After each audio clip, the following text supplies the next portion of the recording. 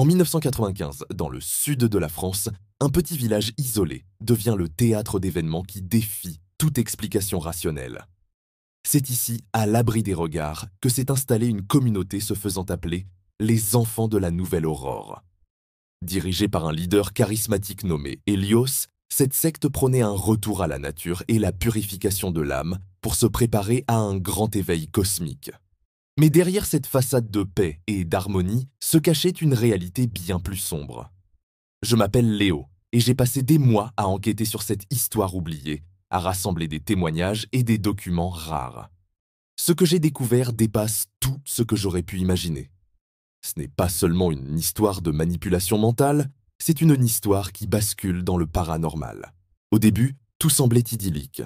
Les membres vivaient en autarcie dans une grande ferme rénovée, cultivant leurs propres légumes et pratiquant la méditation.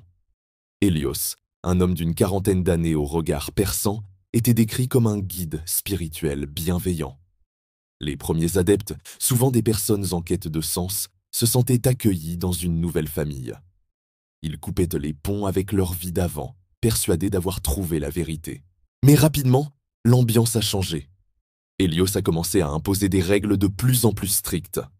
Jeûne prolongé, privation de sommeil, longues sessions de purification, où les membres devaient confesser leurs pensées les plus intimes devant tout le groupe. Ceux qui osaient remettre en question ces méthodes étaient publiquement humiliés, accusés d'être possédés par des entités sombres. La peur et la paranoïa ont remplacé la paix initiale. C'est là que les choses deviennent vraiment étranges. Plusieurs anciens membres que j'ai pu retrouver et qui ont accepté de témoigner anonymement racontent tous la même chose. Des phénomènes inexplicables ont commencé à se produire dans la ferme. Des objets qui se déplaçaient seuls, des bruits de pas dans les couloirs vides, la nuit, des murmures semblant provenir des murs eux-mêmes. Au début, ils pensaient que c'était leur imagination, fatiguée par les privations, mais les manifestations sont devenues de plus en plus intenses. Une femme, appelons-la Clara, m'a raconté une nuit de terreur. Elle s'est réveillée en pleine nuit, paralysée dans son lit, sentant une présence glaciale dans la pièce. Elle a vu une ombre informe près de la fenêtre qui semblait l'observer. Elle a essayé de crier, mais aucun son ne sortait de sa bouche. Le lendemain matin, elle a découvert des marques de griffures sur ses bras, alors qu'elle était seule dans sa chambre. Hélios, loin de rassurer ses fidèles, utilisait ces événements pour renforcer son emprise. Il prétendait que ces esprits étaient attirés par la faiblesse spirituelle de certains membres. Il organisait alors des rituels de plus en plus extrêmes, prétendument pour chasser les démons. Ces cérémonies se déroulaient dans la cave de la ferme, un lieu humide et sombre. Les témoins décrivent des chants hypnotiques, des symboles étranges peints sur le sol et des sacrifices d'animaux. Hélios entrait dans des transes violentes, parlant des langues inconnues et prétendant canaliser des êtres d'un autre monde.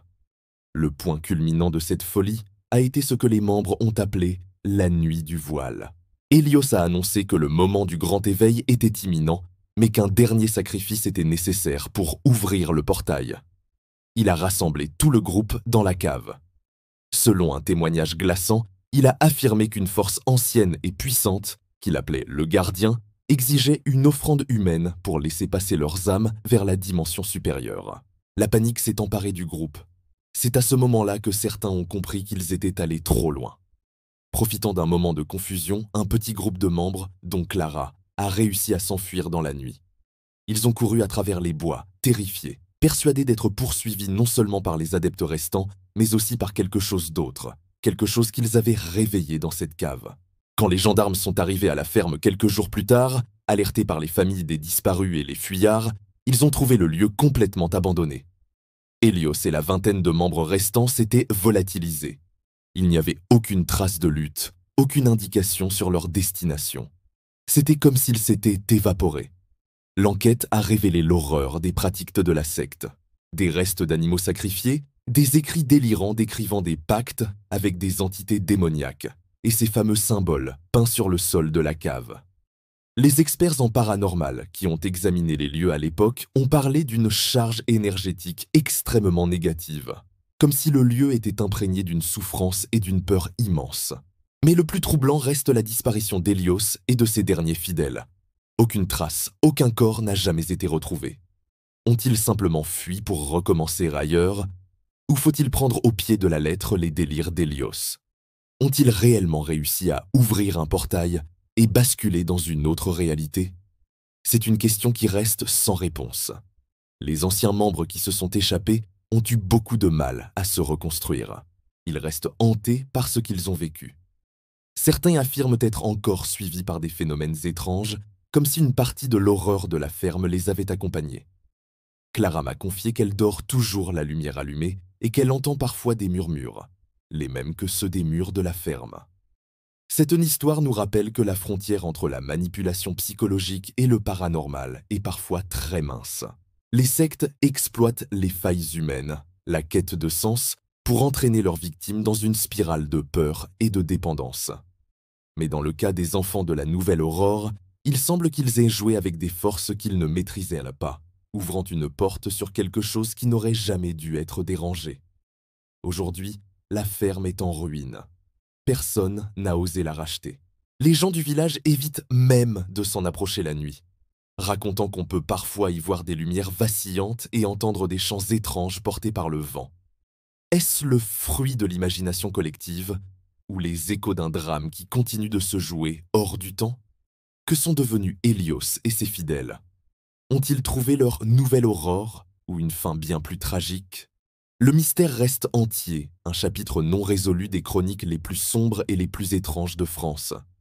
Une histoire qui nous force à nous demander si certaines portes ne devraient jamais être ouvertes. Merci d'avoir regardé cette nouvelle chronique macabre. Si cette histoire vous a interpellé, n'hésitez pas à partager vos théories dans les commentaires. Qu'est-il arrivé selon vous? Abonnez-vous pour ne pas manquer nos prochaines enquêtes aux frontières du réel. Prenez soin de vous et à très bientôt.